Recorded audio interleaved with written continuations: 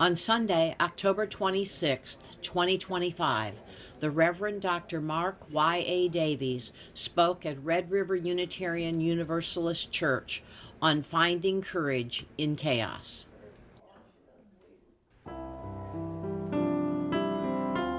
Welcome from Red River Unitarian Universalist. Thank you for joining us.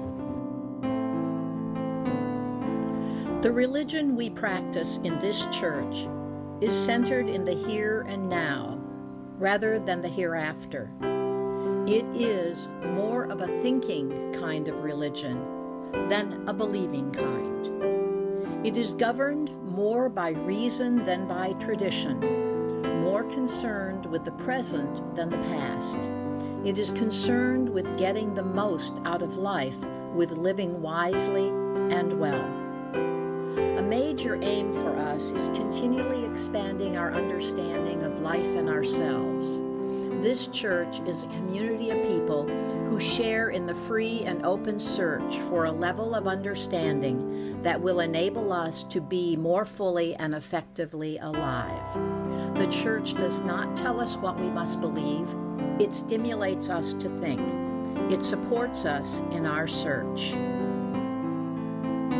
You are welcome to join us. Our centering value is love, with transformation, generosity, equity, interdependence, justice, and pluralism.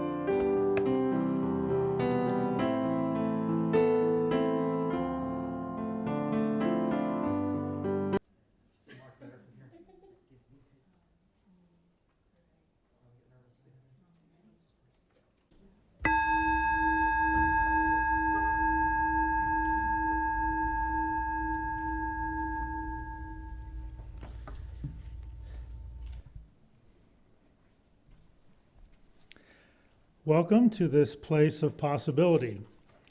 This is Love's Hearth, the home of hope, a refuge for minds in search of truth, unfolding ever beautiful, ever strange.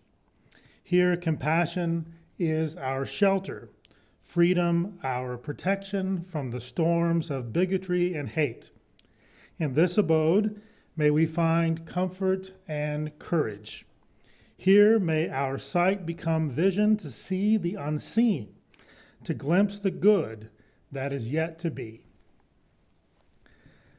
At this time, we have an opportunity to light our candles of community. You can light a candle for a joy or a concern or to remember someone or simply to bring more light into our space.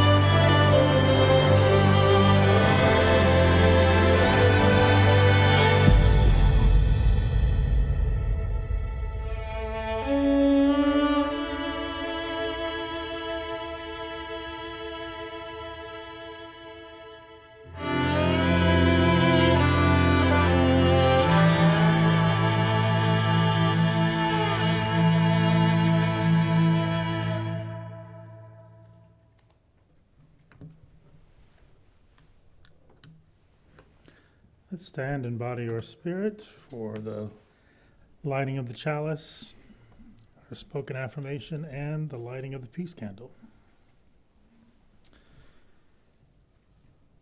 May this flame, symbol of transformation since time began, fire our curiosity, strengthen our wills, and sustain our courage as we seek what is good within and around us. Let us join together in the spoken affirmation. Love is the spirit of this church, and service is its law. This is our great covenant, to dwell together in peace, to seek truth and freedom, and to help one another. We light this peace candle to remind us of all the places in the world where there is no peace. Join me in the words now on the screen. Lead me from death to life, from falsehood to truth.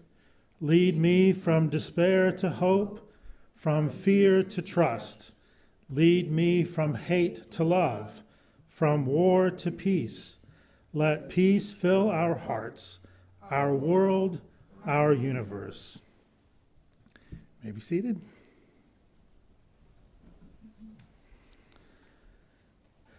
Our opening thought comes from Nelson Mandela in his work, The Long Walk to Freedom. Mandela writes, "I learned that courage was not the absence of fear, but the triumph over it. The brave person is not one who does not feel afraid, but one who conquers that fear."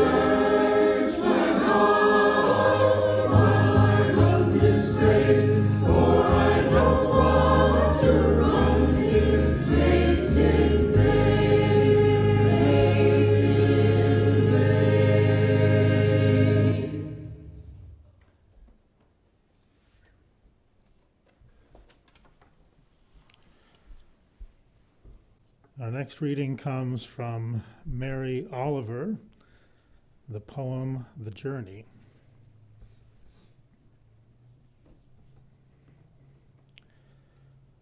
One day you finally knew what you had to do and began, though the voices around you kept shouting their bad advice, though the whole house began to tremble and you felt the old tug at your ankles. "Mend my life," each voice cried. But you didn't stop. You knew what you had to do. Though the wind pried with its stiff fingers at the very foundations though their melancholy was terrible. It was already late enough, and a wild night, and the road full of fallen branches and stones.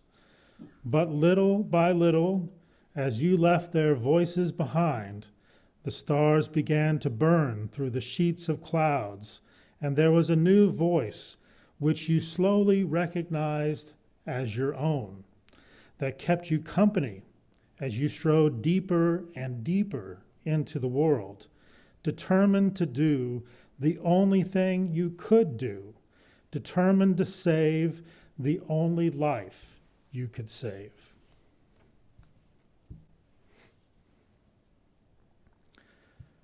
For our meditation this morning, we'll be hearing the words from Leslie Ahuva Fales, "All that we have been, all that we will become." Let's take a moment to sit as comfortably as we can, perhaps with both feet on the ground or whatever way is most comfortable for you, and close our eyes and take some deep breaths together, breathing in and out,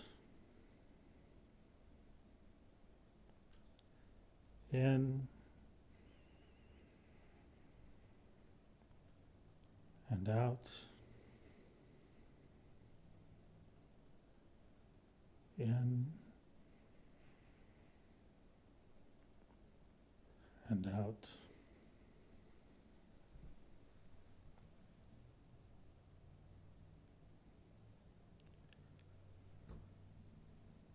All that we have been separately and all that we will become together is stretched out before and behind us like stars scattered across a canvas of sky.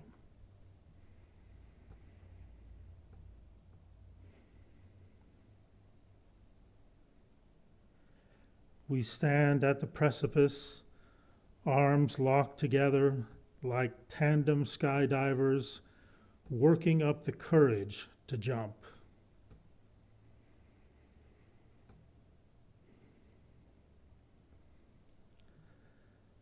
Tell me, friends, what have we got to lose? Our fear of failure, our mistrust of our own talents?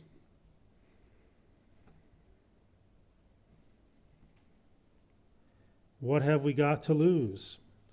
A poverty of the spirit? The lie that we are alone?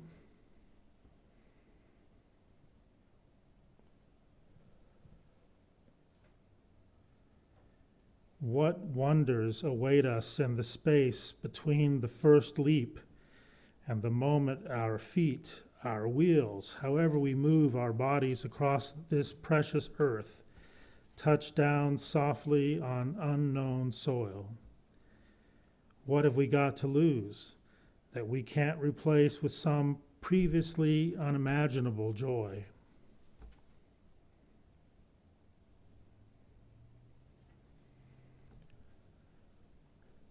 Blessed are you, Spirit of life, who has sustained us, enlivened us, and enabled us to reach this moment. Give us courage in our leaping and gratitude in our landing, and share with us in the joy of a long and fruitful ministry together.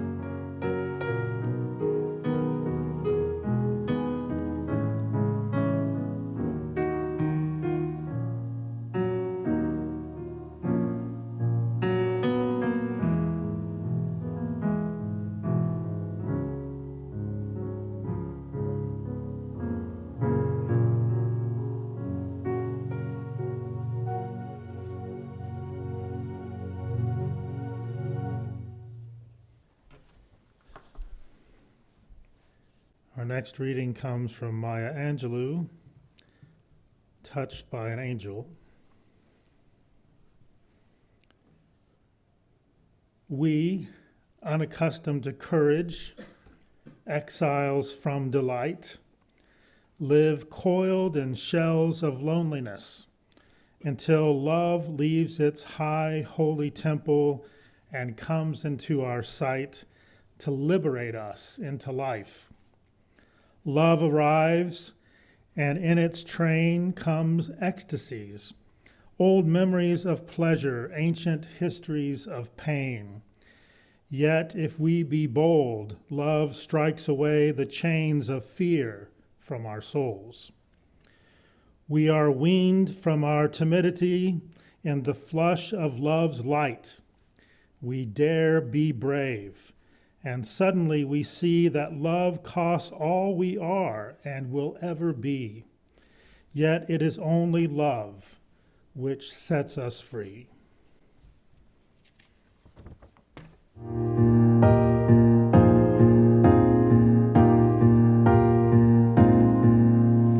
We are a gentle, angry people, and we are singing for our lives. We are a gentle, angry people, and we are singing for our lives. We are a land of many colors. We are a land of many colors, and we are singing for our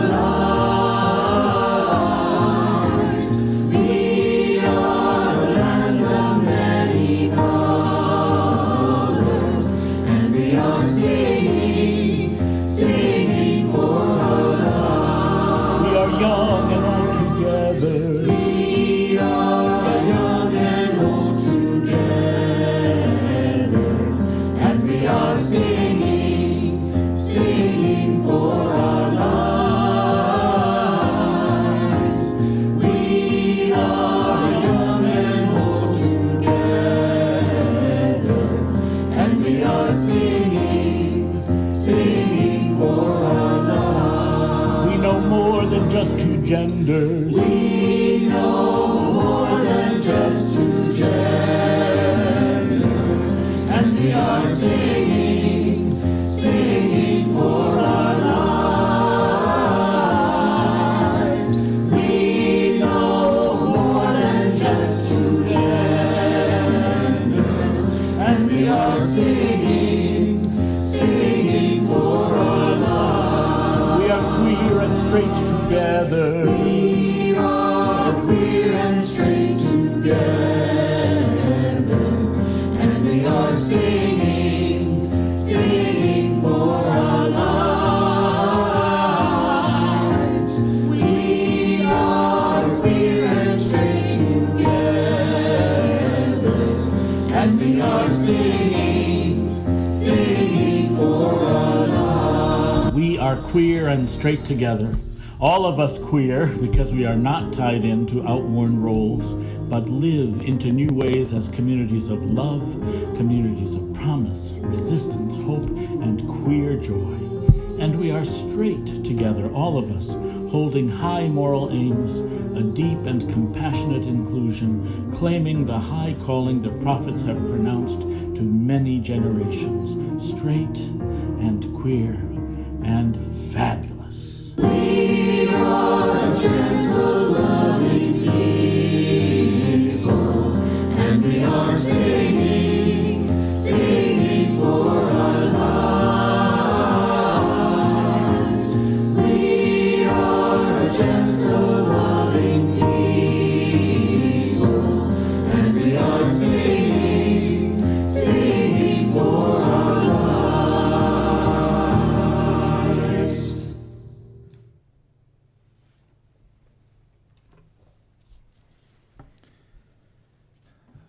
I noticed as I was preparing this week to speak on courage, finding courage in chaos, that I was turning more and more to poetry, as you heard in the readings, than I was to prose or philosophy, as the case is often is the case in the work that I do, because it's in poetry that I think we sometimes hear the calling that we need to, in a creative way that's necessary for us to have the courage to move forward in times like these. So I'm thankful for poets and the prophetic voice that we hear in their words. It is really normal and justified to be scared in times like these. It's normal to be afraid in times like these. Political violence is on the rise. Governmental power is being misused and abused. High-profile critics of our government are being unjustly prosecuted. Academic freedom and freedom of speech and assembly are under extreme threat at our colleges and our universities in both states that we are from in this community. Pristine areas of nature are being plundered for short-term and unsustainable economic gain. Access to affordable health care is under imminent threat. Cities are being occupied by our own military. Immigrants are being disappeared into facilities that are concentration camps, both inside and outside of the United States, and some being disappeared into places that we know not where or what. Our Navy is blatantly flouting international law by carrying out extrajudicial executions of unidentified persons on boats who may or may not be connected to drug cartels. And the most vulnerable among us are experiencing increased attacks simply for being who they are. To make matters worse, the institutions that we may have thought would protect us from autocracy and fascism have proven to be grossly inadequate. And they are more often than not part of the problem rather than part of the solution. I think of the Supreme Court when I think of that, and Congress, and so many other institutions that are failing us. It's difficult to see in all of this a light at the end of the fascist tunnel in which we as a society currently find ourselves. Martin Luther King Jr.'s question that he posed in 1967 that you find at the top of your bulletin today, where do we go from here? Chaos or community? This question seems as relevant now as ever before. Though we long for beloved community, we are experiencing chaos.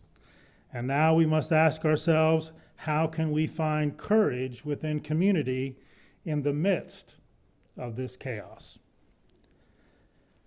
Personally, I found it helpful to learn from the experience of others who have found courage in chaos in their time and in their place.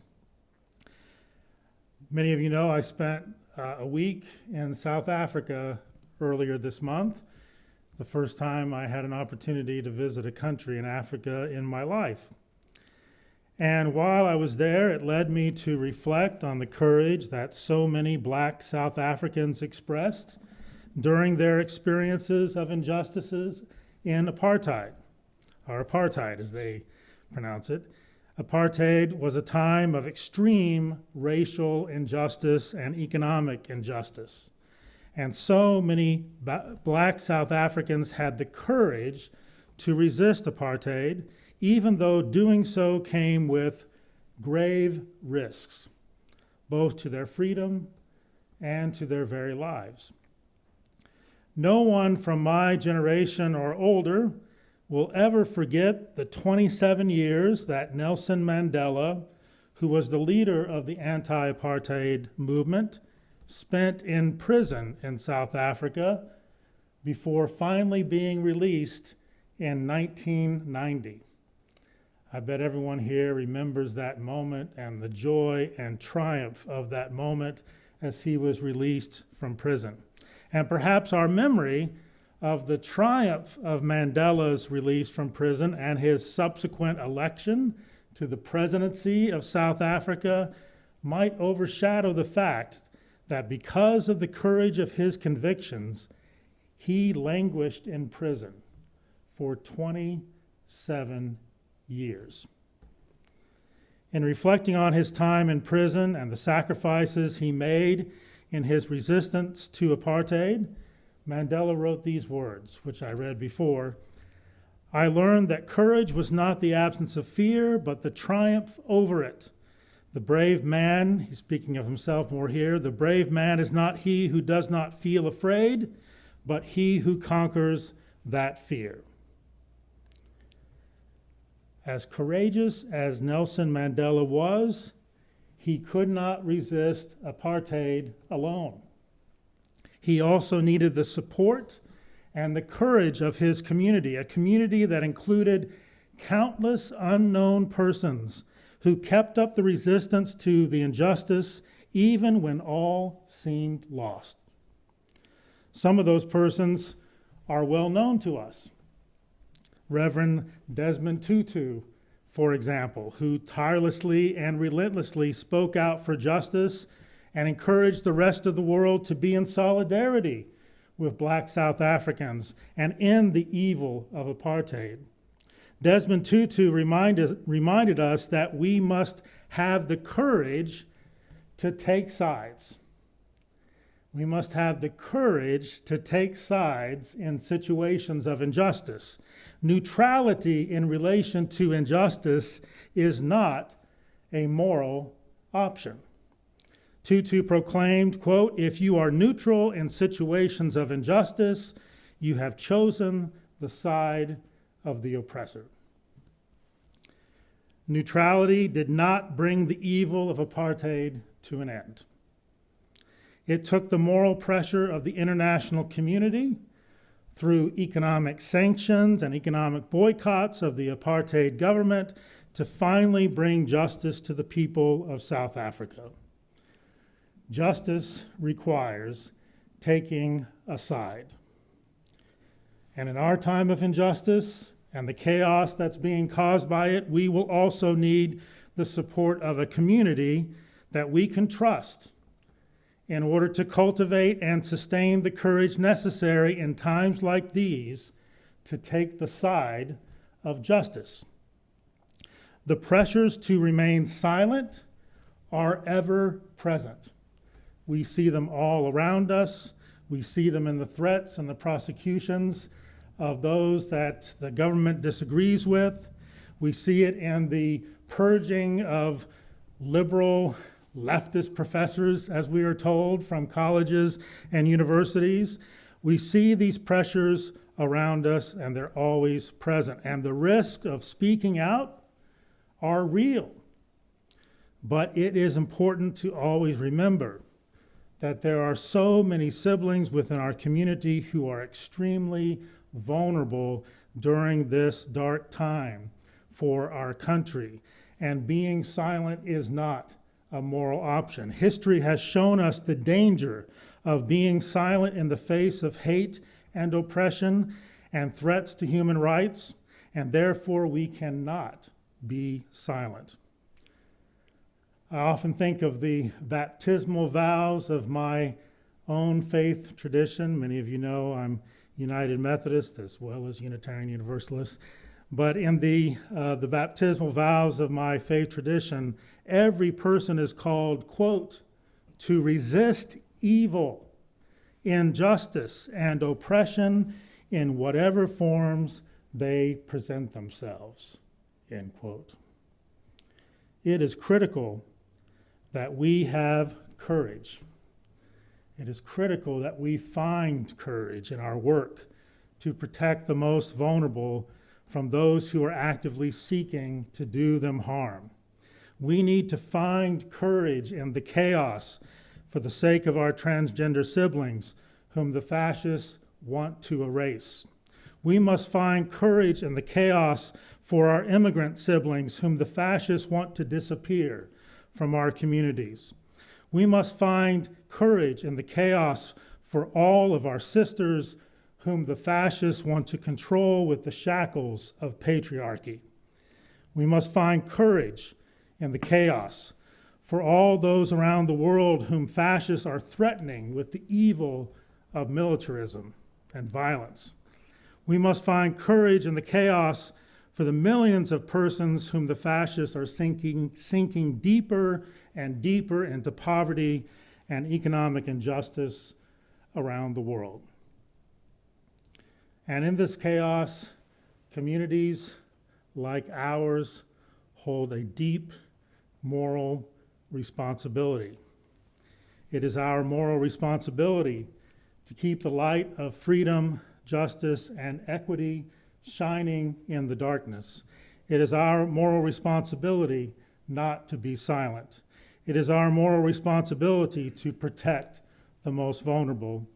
It is our moral responsibility to this generation and generations of life to come to never give up, because every act of resistance counts in the work for true freedom and justice for all. It is our moral responsibility to find courage in the chaos like so many who have gone before us. May we find this courage.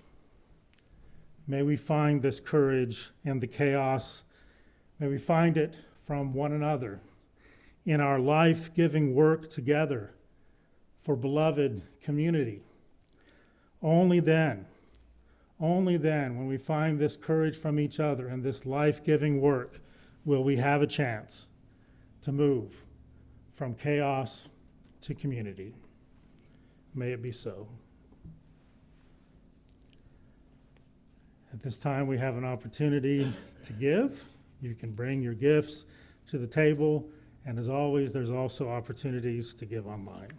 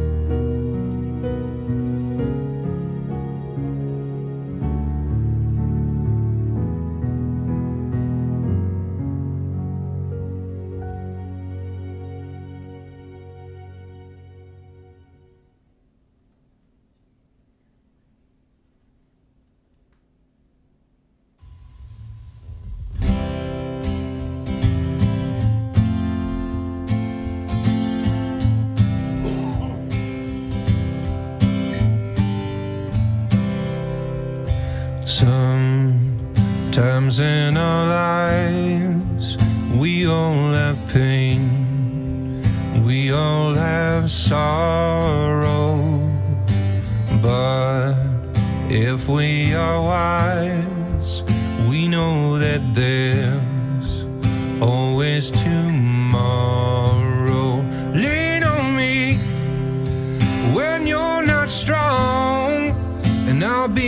friend.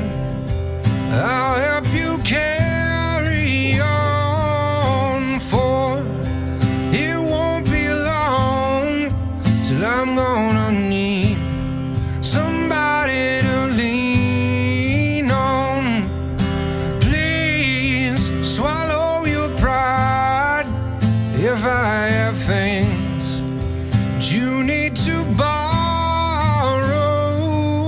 for no one can fill those of your needs that you don't let show. Just call on me, brother, when you need a hand, 'cause we all need somebody to lean on. I just might have a problem that you'd understand. We all need somebody to lean on. Lean on me when you're not strong, and I'll be your friend, and I'll help you carry on, for it won't be long till I'm gonna need somebody to lean on. Just call on me, brother, when you need a hand. 'Cause we all need somebody to lean on. I just might have a problem that you'd understand. We all need somebody to lean on.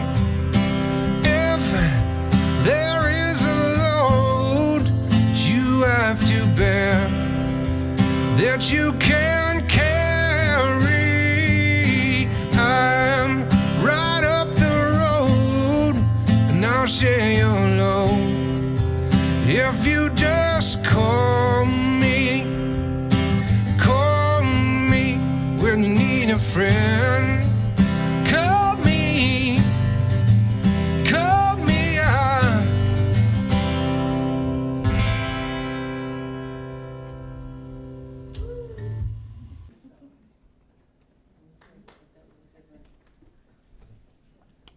Let's stand together in body or spirit for our closing words and the extinguishing of our chalices. Go in hope, for the arc of the universe is long and we can bend it toward justice.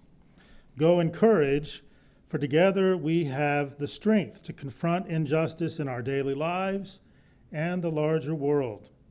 Go in love, because a holy and generous love is both the reason and the means by which we transform our lives.